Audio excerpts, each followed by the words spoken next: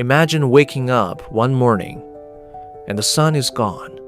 Not completely, but dim, weak, cold. The sky turns gray for weeks, then months, then years. Summer never arrives. Crops begin to die. Animals disappear. People starve in the streets. No one understands what is happening. Some believe God has abandoned humanity. Others think the world is ending. And in many ways, it was. This was not fiction. This was real. The year was 536 AD, and historians today now call it the worst year to be alive in human history. Tonight, we are going back into the darkness, into a forgotten apocalypse, an age of famine, death, disease, fear, and endless winter. This is the story of the year the sun disappeared. Before the disaster began, the world was already fragile. Civilizations stretched across Europe, Asia, Africa, and the Middle East. The Roman Empire in the West had already collapsed decades earlier, but life continued.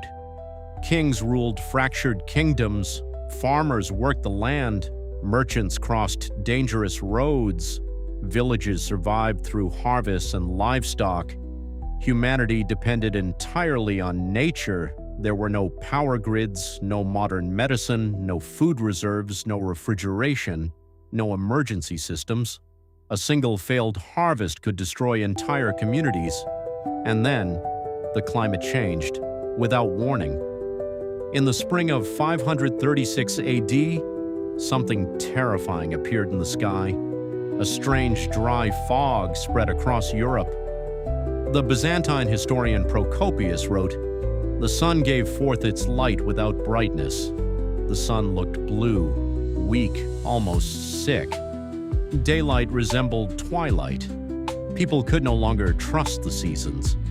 Temperatures dropped across the northern hemisphere. Snow fell during summer months. Crops failed repeatedly, and nobody understood why." Imagine being alive at that moment. You are a farmer. You walk outside expecting warmth, but the air feels wrong. The sunlight no longer reaches the earth properly. Your crops stop growing. Your animals begin dying. Every morning becomes colder, darker, more hopeless. You do not know this yet, but humanity has entered one of the greatest disasters in recorded history. For nearly 18 months, the skies remained dark. Modern scientists now believe massive volcanic eruptions triggered the catastrophe. Ash exploded into the upper atmosphere. Tiny particles spread across the planet. The sunlight weakened. Temperatures collapsed. Tree ring evidence shows one of the coldest decades in over 2,000 years. Entire regions began freezing. In China, snow reportedly fell during summer. In Europe, famine spread rapidly. In the Middle East, crops withered. Human civilization had unknowingly entered a volcanic winter, but ancient people had no scientific explanation. To them, this was supernatural. The skies looked cursed. Imagine standing in a medieval village during midday, and the world still feels like evening. The air smells strange. The harvest fails again. Children cry from hunger. And every night, the darkness feels heavier. People began fearing the heavens themselves. Some prayed constantly. Others believed demons had poisoned the world. Religious panic spread quickly. Entire communities believed Judgment Day had arrived, because from their perspective, it had. Hunger changes people. At first, it arrives quietly, a smaller meal, an empty storage barrel, a farmer staring nervously at a dying field. But over time, famine becomes something else, a force, an invisible predator that slowly consumes entire civilizations. In 536 AD, the failed harvest spread panic across continents. Fields that once fed villages produced almost nothing. Wheat failed, barley failed, vegetables froze in the soil.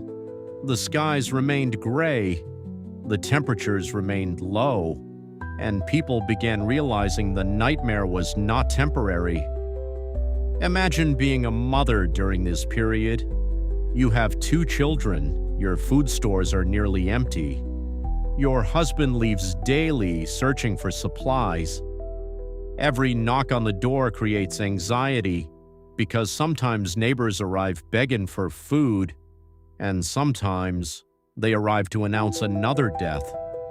As famine worsened, entire communities became weaker. The elderly died first, then the sick, then children. Bodies lost fat, then muscle. People became exhausted even while walking short distances. Many survivors probably experienced hallucinations from starvation, and psychologically, hunger changes human behavior. Normally, kind people become desperate. The human survival instinct begins overpowering morality itself. Food theft increased, violence spread. In some regions, abandoned farms became common. Families simply disappeared.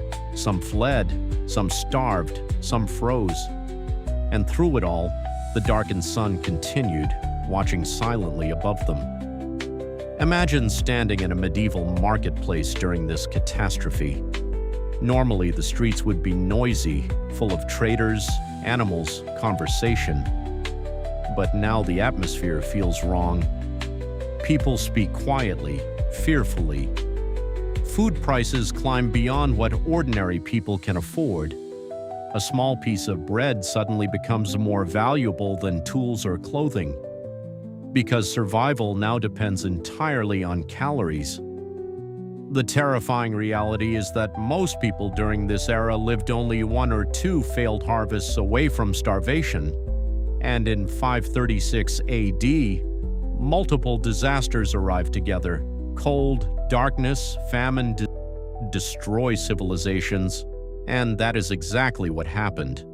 Across Europe and Asia, food became scarce. Bread prices exploded. Livestock died from lack of feed. Villages began rationing food. Families ate roots, bark, rotting grain, anything they could find. Starvation slowly transformed society. The human body begins consuming itself during famine. First comes weakness, then dizziness, then muscle loss. Eventually, the body breaks down entirely. Children suffered the worst. Parents watched helplessly as their sons and daughters became skeletal. Imagine the silence inside those homes. No laughter, no energy, only hunger. And outside, the cold never ended. The psychological terror of famine is difficult to imagine today. Every single day becomes survival. People wake up wondering, will I eat today? Will my family survive the winter? Will the sun ever return? And the answer, for many, was no. As conditions worsened, fear consumed entire populations. Rumors spread constantly. Some believed dragons poisoned the sky. Others believed God was punishing humanity. In a world without science, people search desperately for meaning, and fear is contagious. When entire societies lose hope, civilization begins collapsing from the inside. Crime increases, violence spreads, trust disappears. Communities that once cooperated now fought over food. Travel became dangerous. Roads filled with desperate refugees. Imagine walking through a freezing landscape where entire villages stand abandoned. No smoke rises from the homes, no animals remain, only silence. And hunger. People began witnessing death constantly. Friends, neighbors, children. The mental burden alone was devastating. Today we understand climate disasters scientifically, but in 536 AD, People believed the universe itself had turned against them. And then, something even worse arrived: the plague. In 541 AD, only a few years after the darkness began, a deadly plague exploded across the Byzantine Empire. Today it is known as the Justinian Plague, and it may have killed tens of millions of people. The weakened world of 536 AD had become the perfect environment for catastrophe. Famine weakened immune systems, trade routes spread disease, crowded cities accelerated infection. The plague spread rapidly through Constantinople. Victims developed fever, swollen lymph nodes, delirium, blackened skin. Many died within days. Historical accounts describe streets filled with corpses. Mass graves overflowed. Entire families vanished. Imagine living in a crowded city where death surrounds you every hour. You hear funeral bells constantly. The smell of decay fills the air. Your neighbor dies, then your friend, then your child. And there is no cure.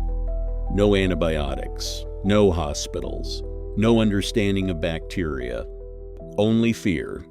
The Byzantine Emperor Justinian himself reportedly became infected. The empire weakened dramatically. Economies collapsed. Armies suffered.